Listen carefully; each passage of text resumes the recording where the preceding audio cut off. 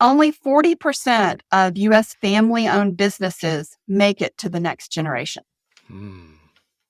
And of those, only 13% get down to the third generation. Of family-owned businesses in the U.S., about a recent article said 30% don't even have any plans to retire, and 30% don't have any planning other than maybe a will, if they've got that.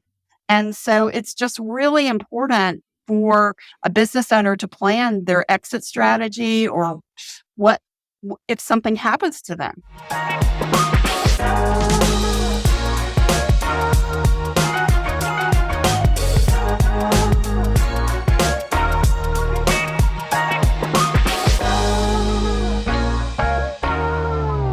Hey, welcome to the show today. Listeners, I've got the great, distinct honor and privilege of having a great friend and business associate on the show today. I've got Laura Douglas, and Laura is an attorney, and she's actually the lead attorney of the Trusts, Estates, and Elder Law Department at Poole Brook Plumley Attorneys in Virginia Beach. And she's going to talk about some really interesting things around estate planning and what it is and why it's important and how to do it. So, Laura, welcome to the show today. Thank you, Paul. Thank you for having me. Yeah, you bet. Well, so start us kind of back. Give us some background. You're a high-powered attorney now, done a lot of really cool things there. But before we get into the nitty-gritty there, how'd you choose that field and why? Well, when I was in law school, I really enjoyed tax law, but I wanted to work with real people, individuals, not clients that maybe were big corporations and maybe interpersonal. I wanted that real people contact. And I liked the combination of law of being able to really, estate planning is kind of solving problems for my clients. It's looking at their assets, their family structure, their businesses, and figuring out how to plan that so it minimizes expense, administration costs, taxes, and as well as dealing with difficult family situations. Putting things in trust for kids or a special needs child, or providing for elderly parents, or there's a whole variety of. Everybody's unique. Everybody's situation is different. And I really like that because it means that every day is different for me. I don't get bored. I don't do the same thing every day. Right. And my clients are, they range from 18 to 103. And I've hit every decade in between. Wow. And so I have a wide variety of people who need estate planning and, get to solve their problems. And to me, that's fun. And overlaying it with the state law issues and the tax issues, it makes it interesting. So I don't get bored, and that's important. Well, you make law sound really interesting. I've never thought it would be that interesting, but as an aside, my niece is in law school right now, and my mother was just telling me, we were having a conversation that it's really hard and she really likes the grind, sort of, but she still has no idea, what type of law she wants to practice. And so that's really interesting. I'll have to have this conversation with her next time I see her. Yeah, well, it'll really just depend on what she found interesting in law school. I loved wills and trusts and my tax classes and business classes, and that's kind of where it is because I'm the kind of attorney that never goes to court. So Good. No Perry Mason or LA Law or anything like that. Oh my gosh. Yeah. Corbin Burnson was my hero in the 80s. So Yeah. yeah. Well, anyway, okay. Well, very cool. So you fell in love with that in law school. You found something that was really more of a holistic approach, problem solving, personal, family centric, but not in my mind, not like a family law type person who deals with divorce and all that kind of the ugliness, right? Right. My first clerking experience, I had to do something with a family law case, and the person told me they were not happily married and they were not happily divorced, and I got a lot of their ire about it. I decided I don't want to do any family law. So Yeah. Well, I think that's a good choice for sure. Well, all right. Well, let's talk about for the business owners, the entrepreneurs. We have a lot of real estate investors here, people that are really building their wealth and their net worth, and that's really kind of their mission. Talk about, first of all, what is estate planning, and and then of course, why is it important? Well, estate planning is just basically deciding where you want your assets to go when you die. There's that old adage that the only thing certain in life is death and taxes. And so my practice involves both of those. Okay. And so if you don't have a will or you haven't planned, then when you die, your property is either going to go by beneficiary designation, operation of law, or it'll go under state statute, their intestacy statute. So if you die without a will, you're intestate. And so the state statute will govern who gets your property. And that may be what you want, but it may not. Particularly if you're in a blended family. Under Virginia law, where I'm practicing, the second spouse gets 1/3 and the children of the first marriage get 2/3. That may not be what you want. Particularly, I'm seeing a lot more clients where they're in a long-term second marriage of 20, 30 years. And that wouldn't include any stepchildren to be treated as beneficiaries. And so it's usually not a good situation. That's not what blended families want. But even beyond that, you don't have any opportunity to leave property to charity if you don't do any planning.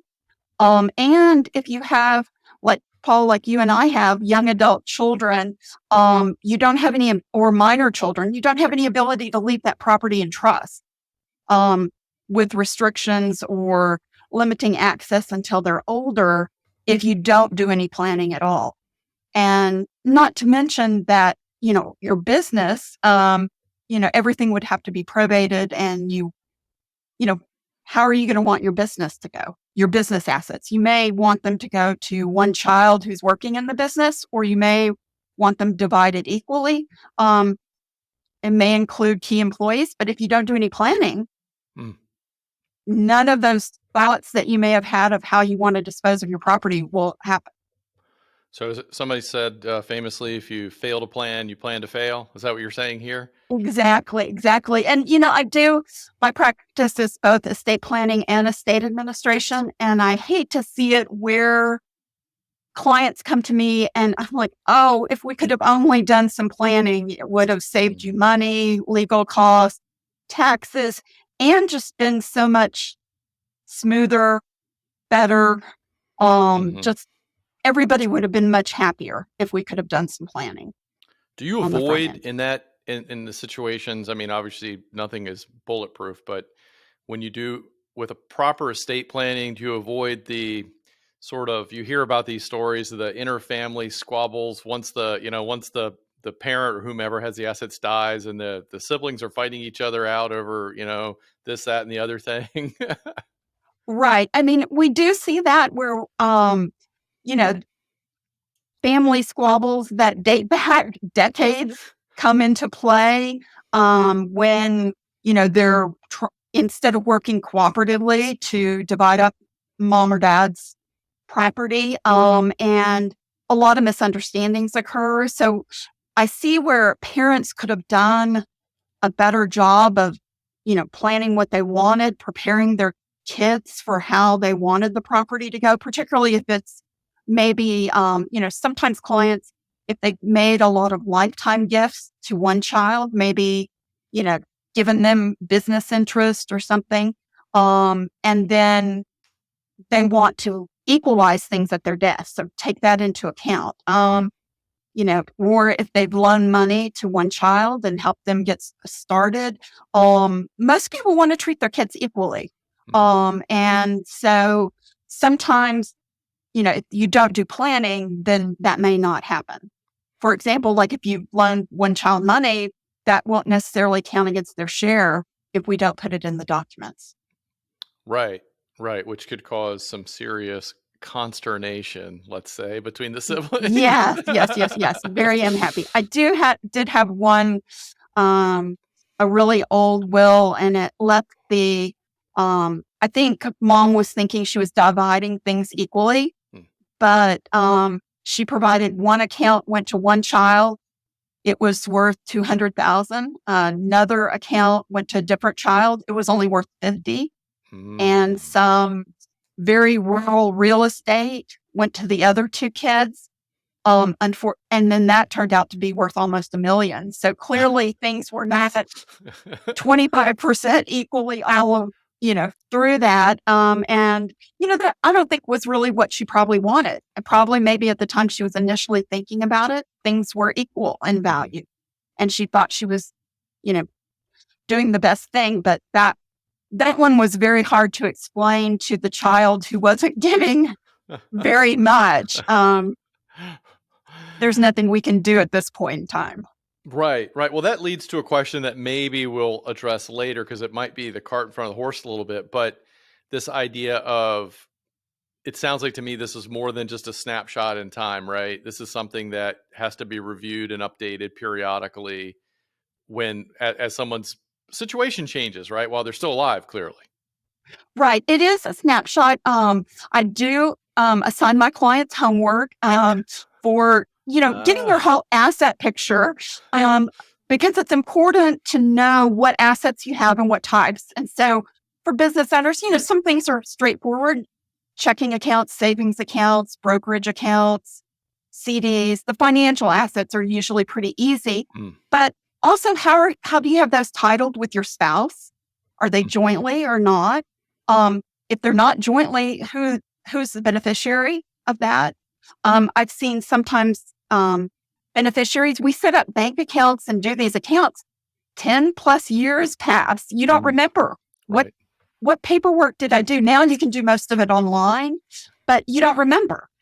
Similarly, life insurance, who's the beneficiary of that? And usually there's a couple of beneficiaries. You put, spouse and then kids.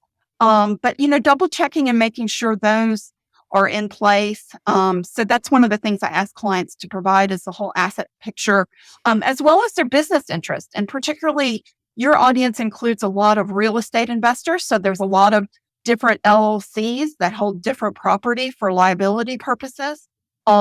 It's really important for those to be, listed and making sure that those are taken into account. And, in addition to the assets, and then the real estate, that's important as well. I typically recommend for most clients that are in your audience's situation where they have businesses and maybe property in other states, that they set up a revocable trust. And this is a document that provides for management of the property during your life. It's revocable, so you can change it. You are the trustee. You're the beneficiary. You're in control during your life. But if you become incapacitated, the trust can provide for your successor trustee to manage that property for you. But most importantly, and what most of my clients focus on, is at death. It provides for the disposition of your property. And so you can have trust for minor kids in there. But what I like it for is that we can fund it during your life and assign those LLC interests into the trust, deed the real estate into the trust, retitle assets that you don't use frequently, not your basic checking account, but maybe your brokerage account or a money market account or CDs. You can go ahead and title those in the name of the trust. And then if something happens and you die, there's no probate. The goal is to try to have no probate at all. Let me stop you there for a minute because some people may not know what probate is. Can you take a minute and just kind of explain what's that whole process is and why you want to avoid it like the plague? Well, and I practice in Virginia, and Virginia's probate system is really pretty good. But really what probate is, it's the legal process of transferring title at your death to who you want it to go to, your beneficiaries or your heirs. And so as a legal process, it makes sure that your assets get transferred to the right person, your debts and expenses paid, and the probate court supervises that. And in Virginia, they assign you a commissioner of accounts to review your inventories, the personal representative or executor's inventories. And at the end, they have to account for every asset, every item of income, every expense paid during that year of estate administration. So I think of it like a tax return, but worse. So think about it, if you had to have every single receipt attached Oh my gosh. account statements, bank statements for the whole year, the paperwork requirement is really large. And most of my clients, retain us to do it for them. But they still have to get that paperwork to us and, get it organized in a form that we can submit to the court. And my personal feelings are just when you've lost somebody you love and you're trying to go through this process, and I've lost both my parents, it's hard. You don't want to be messing with this paperwork. I mean, there is going to be some, you know, dealing with assets, no matter within probate or without. But the probate process is just another layer of complexity and another layer of deadlines that are just hard to meet. It's really hard for some of my much older clients to do that when they've lost a spouse of 40, 50 years. It's just really very, very difficult for them to go through and to deal with this and meet those court deadlines. Yeah, I can imagine. I mean, I was thinking about that as you're describing the processes before we even talked about it. The emotional. So like if you have one spouse who sort of knew where everything was, kind of thing, and the other that maybe didn't, because they just kind of were living together and living their life and whatnot, and then the one spouse that knows where everything is dies, and the other spouse is grieving and dealing with all that, and now having to go through and try to figure out everything. Right. And it could be, really difficult, I find it difficult no matter if the asset level is relatively modest. Most couples own, maybe with the exception of business, a lot of things, everything jointly with right of survivorship. So then it may not be so overwhelming at the first death, but then at the second death, then the kids are stepping in and they are even more removed from what mom and dad's asset situation was. And it can be really difficult to try to make sure, wait a minute, what are the assets are? And it's gotten harder now that things are online. We used to tell clients, forward the mail. And then within, a quarter, you'll get all your, monthly statements, monthly bills, monthly, brokerage statements. You'll know where assets are. Now, since everybody gets things online, if you don't have access to, your loved one's computer and have a good idea of what assets they own, it's really kind of a detective game. And it's really difficult. You have to go back and look at tax returns and see what assets generated income and then try to track those down. And, I've literally had people bring me shopping bags full of my or dad's debt stuff for us to go through as we try to help figure out where the assets are. And that's expensive. Oh my gosh. Yeah. At attorney and paralegal rates. I mean, yeah. Well, I was thinking about a story when you mentioned that. So my brother just bought a house that he's renovating. It was a great deal. This guy passed away, and his kids inherited the house. And I walked in the house with him, and there's paper everywhere. I mean, there's boxes, and I mean, it looks like, it's just unreal, right? And where do you start? And this is like what they inherited, and they were just like wanted to kind of wash their hands of the whole thing, and consequently, he got a really good deal in the house. But Yeah. but to their detriment at the end of the day. So if that stuff had been organized and prepared in advance, then they would have made out a lot better. And and that was on a much smaller scale than I think some of the situations that you run into. But okay, so prior planning organizes things, creates a clear sort of understanding of everyone, kind of where everything is. What about you mentioned tax savings? Talk about that a little bit, because everybody that listens to my show is trying to avoid as much taxes as much as possible, right? Right. That's why a lot of them are buying real estate and, depreciating it and that sort of thing. But talk about that. Right. Well, again, you can't escape taxes even when you die, because we do have, Virginia doesn't have a state inheritance tax. Other states do. But Virginia's system is connected to the federal estate tax. And right now, the federal estate tax gives you an exemption for a certain amount of assets. And right now, that exemption is very, very high. It's 12.92 million per person. So a couple can shelter almost 26 million, which is the largest it's ever been.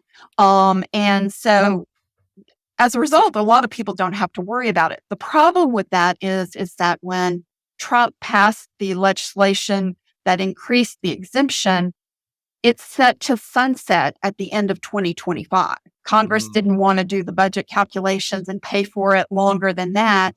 So unless Congress does something in 2025, the exemption is going to be cut basically in half. It's tied to the 5 million it was in 2017, connected with inflation factors. And so the last I saw about it, what I'm using for my clients is we're just kind of guesstimating 6.5 million, cutting it, practically in half. Okay. Yeah. And so then you're talking about only 6.5 million per person, and that only shelters 13 million of assets. Now, this state tax, for your listeners start panicking, it's only going to apply at the second death. So if your audience, they're married, anything they leave their spouse gets a marital deduction, and then it would be what assets are remaining at that second death. That would be subject to estate tax. But the reason people pay me to do their estate planning and the estate tax part of it, the estate tax rate is 40%. So it makes me think of the Pac-Man game of the gobbling up the assets. Right. And that's significant, 40%. And the worst part of it is the federal estate tax return is due 9 months after date of death. So you're having to figure out what the assets are.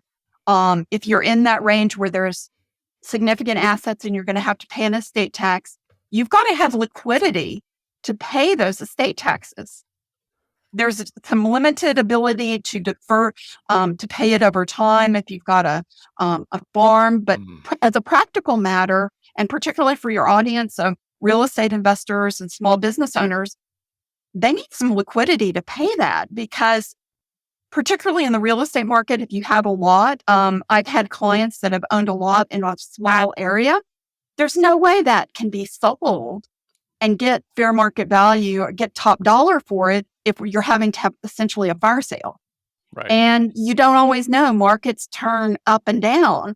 You don't know, will it be a down market and you're trying to sell property or stocks and bonds or liquidate securities in order to pay the estate tax. And you have this hard deadline. The IRS wants their money.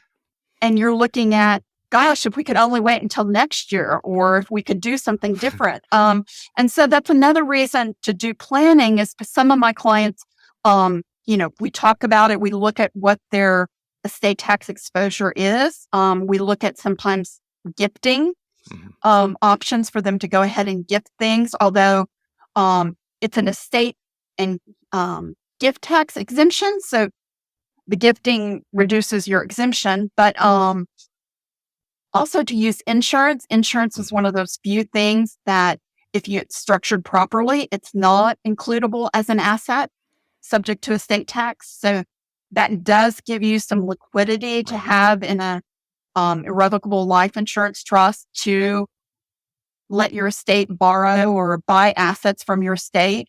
And then you would have that liquidity for the beneficiaries to pay the estate taxes. So there's a few things that we have in our toolbox that we can do if there's time to plan.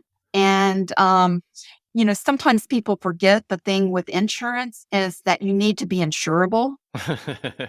Right. And the underwriting, if we're talking about, significant estate tax bills, we're talking about significant amounts of insurance. Right. And you've got to have the liquidity to pay those premiums, where the premium payment's going to be. But also you have to have the health and the physical evaluation. That takes some time. So it's not something that you can walk into my office and we can get it done in a month. I mean, it's going to take some time to figure out, what's the best opportunity. And then if you are using something like insurance, to get that evaluated, figure out what policy and what, if you're insurable. What I have seen, unfortunately, is sometimes I suggest insurance and they don't, they're like, oh, well, we'll think about that later. And then they have a health issue that prevents them from being insurable. And so then that option of insurance to pay the liquidity. But another thing that may be of importance to your audience is key man insurance for a closely held business. That's important to have for that business to have some liquidity to deal with if their founder passes away and there's going to be some gaps and they're going to need to maybe hire somebody because they're doing the job of 5 people to do that. And so that's really important for the business owner to think about, and not just also at their death, but also incapacity is another big part of the estate planning package that I work with my clients on, is because, as I said, I have young clients and old clients, but kind of the middle age, the 40s and 50s clients, good health, they've acquired assets, the kids are leaving the house, and they're thinking, okay, we'll do some planning. But, there is the mortality tables say that, they have a long life expectancy, but an accident or a severe illness could cause, a disability that affects their ability to manage their business. And so it's important to have powers of attorney in place, not just for your personal assets, but it may be appropriate to have a business power of attorney, to have a child that's in the business or a key employee to be able to do some management of it, particularly if you're doing, maybe a lot of my real estate clients, they have a lot of different LLCs that are doing that. So it's not like it's just one corporation where you can have the vice president do everything. There may be a lot of different assets that need to be coordinated. And sometimes the spouse isn't the best person to be doing that.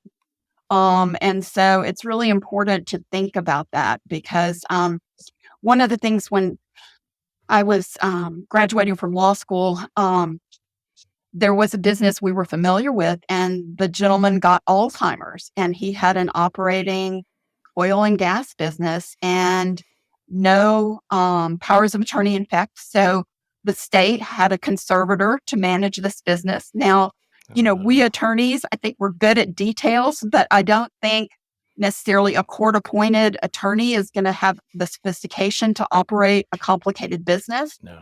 And it was just really sad that this very dynamic, profitable business that employed a lot of people ended up having to be just, it kind of circled the toilet and then ended up being sold. And, clearly didn't realize value for the family, didn't realize value for the employees. It was just a real shame. And that's the other point I wanted to mention to your audience, is that planning for incapacity is important. It's kind of like an insurance policy. We do insurance for our cars, for our houses. If you're rental real estate, you've got good insurance. But you also need the power of attorney and an advanced medical directive in place in case something happens to you.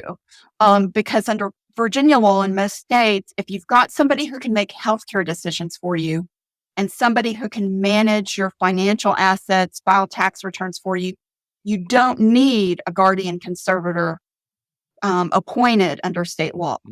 And so again, you're bypassing, the expense of attorneys to have to do the guardian conservatorship.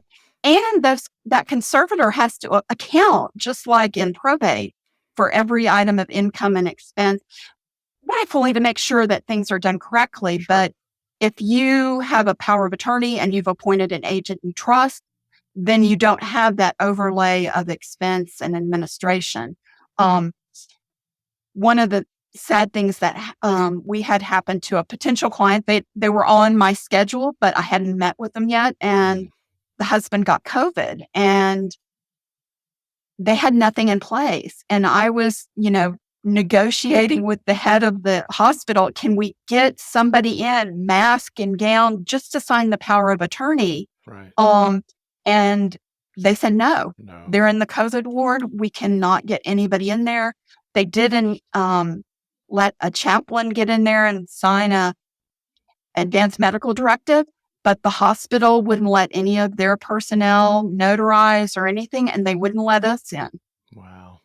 And Wow. that was just very frustrating. Yeah. Well, Um, and you never know. I mean, that's, sort of the end of the day here as we're wrapping up. I mean, the key thing here is, and I hear this a lot in a lot of my business owner groups, this idea of succession planning. And I mean, and it's something that gets beat a lot, and we're really thick-headed, I think, a lot, because particularly if you're an entrepreneur, you already think you got the world by the tail and nothing can happen to you because you're amazing, right?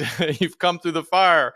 And we're probably some of the thickest headed people out there, but it is so critical because these things happen. I had a guest on the show earlier this year that thriving business, growing super fast. Unfortunately, they did have some kind of a plan, which is really odd because they were younger and had the key man insurance, and maybe they were working with an estate planning attorney like yourself, but one of them passed away. And so it created the emotional toll was huge, but at least the financial toll wasn't huge, and they were able to use that money to bring in an interim CEO and to mitigate the downside. And now, a couple years after that, they've really moved on from that, and so that's critical. So this has been great, and I'm assuming, since you work with ages 18 to 103, we don't have to wait till we're 103 to engage. no, Um, please don't. and so, Laura, this has been great. Tell our listeners, how can they get in contact with you if they have a question in their, Well, they've got a business, or they've got some net worth, or maybe they're not there yet, but they're growing. How do they get with you? well, they can reach me at my email. It's ldouglas at pbp-attorneys.com, or my direct dial number is 757-552-6086.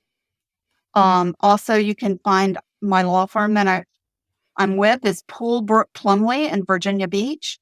And we work with clients. We have a lot of clients that have started out in Virginia and moved to other jurisdictions, and we still retain them as clients. And if they're in a state where we're not admitted to practice, we get local counsel to review the documents if they're making any changes to their estate planning to comply with local law. But estate planning, a lot of the will and trust law, there's nuances that are state specific, but the overlying federal estate tax is national in scope. And so a lot of the things that you would recommend from one state to another are the same. But I did want to close out. I found some statistics that might be of interest to your audience, is that only 40% of U.S. family-owned businesses make it to the next generation.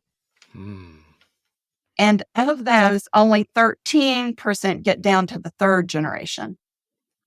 Wow. And only 3% to a fourth generation down the line.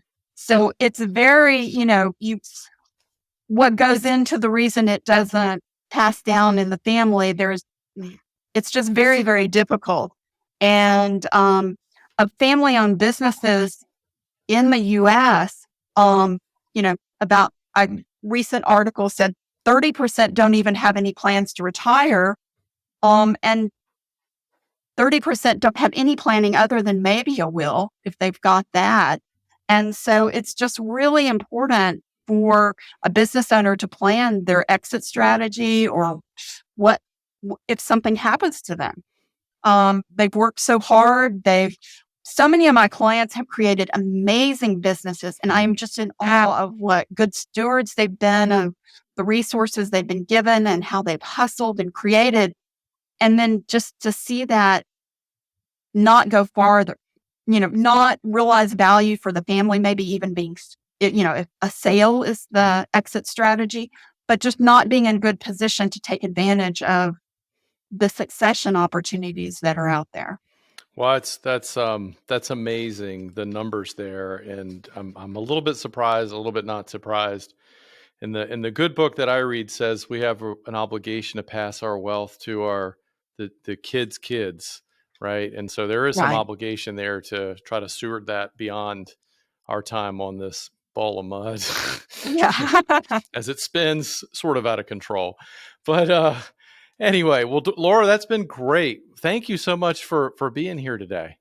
Oh, you're welcome. Thank you for having me on. I appreciate it. I enjoy listening to your show, and I think you do a great job of educating your audience on a variety of topics. And I hope this has proven helpful. Well, I think it's because of guests like you. It's not because of my superior IQ, that's for sure. So have an amazing day. Oh, thank you. You too. Hey, gang, just winding down here today. Thanks for listening to the show. And as always, if you need capital to grow your business, you're looking to purchase commercial real estate or build a building or invest in commercial real estate, or you're looking to acquire a business or a competitor, or just need growth capital, we'd love to talk to you. We fund businesses all day long. Our mission is to help entrepreneurs win and to fund their businesses and fund their dreams so that they can make an impact in their community. Reach out to me today. Go to our website, click the button to schedule a 20-minute conversation, discovery call. We'll have a quick conversation, see if there's a need, see if there's a fit, and we can take it from there. The website is VPC, Victor Paul Charlie .capital. That's VPC .capital. All right, there's no .com on that. It's VPC.capital. As always, keep crushing it and hope to see you soon around here. Take care.